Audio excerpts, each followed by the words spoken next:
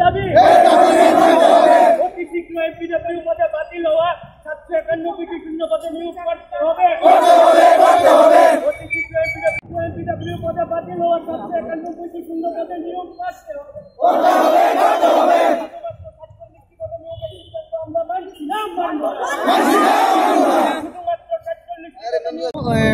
Course complete করা বেকার। আমরা আজকে নিয়োগের জন্য এখানে স্বাস্থ্যমন্ত্রীর সাথে আমরা দেখা করতে এসেছি। বিগত দিনে অনেকবার চেষ্টা করছি, স্বাস্থ্যমন্ত্রীর সাথে দেখা করার কোনো স্কোপ আমরা পাইনি। তো আমরা ডাইরেক্টর ম্যাডামের সাথে অনেকবার দেখা করছি।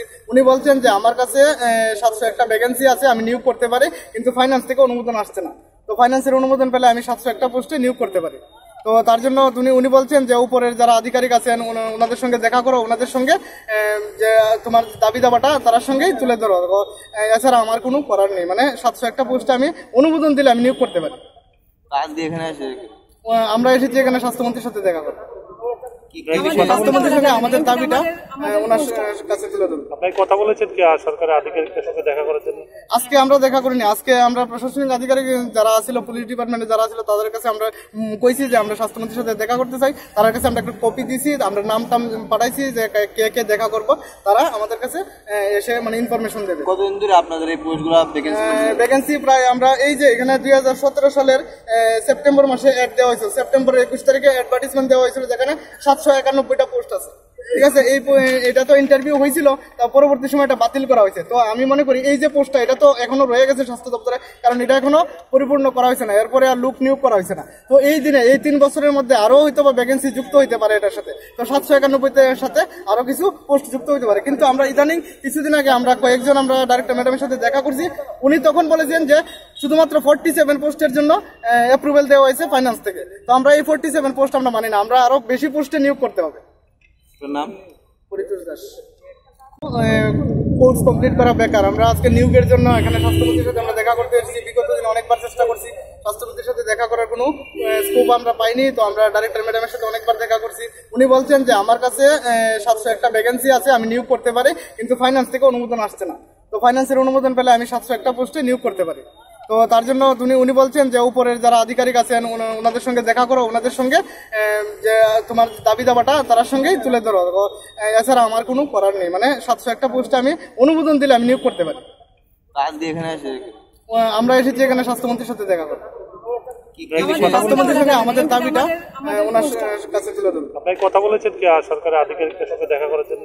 আজকে আমরা দেখা করিনি। আজকে আমরা প্রশাসনিক আধিকারিক যারা ছিল, পুলিশ ডিপার্টমেন্টে যারা ছিল, তাদের কাছে আমরা কইছি যে আমরা স্বাস্থ্যমন্ত্রীর সাথে দেখা করতে চাই। তার কাছে আমরা একটা কপি দিছি, আমরা নাম টাম পাঠাইছি যে কে কে দেখা করবো, তারা আমাদের কাছে এসে মানে ইনফরমেশন দেবে। কতদিন ধরে আপনাদের এই পোস্টগুলো ভ্যাকেন্সি প্রায় আমরা এই যে এখানে 2017 সালের সেপ্টেম্বর মাসে অ্যাড দেওয়া হয়েছিল। সেপ্টেম্বর 21 তারিখে অ্যাডভার্টিসমেন্ট দেওয়া হয়েছিল, যেখানে 791টা পোস্ট আছে।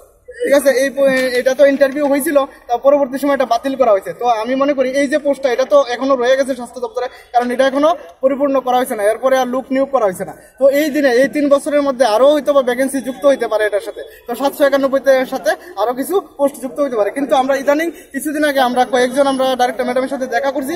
উনি তখন বলেছেন যে শুধুমাত্র 47 পোস্টের জন্য অ্যাপ্রুভেল দেওয়া হয়েছে ফাইন্যান্স থেকে। তো আমরা এই 47 পোস্ট আমরা মানি না, আমরা আরো বেশি পোস্টে নিয়োগ করতে হবে। নাম পরিতোষ দাস। দাবি অতি শীঘ্র এমপিডব্লিউ পদে বাতিল হওয়া 791টি শূন্য পদে নিয়োগ করতে হবে।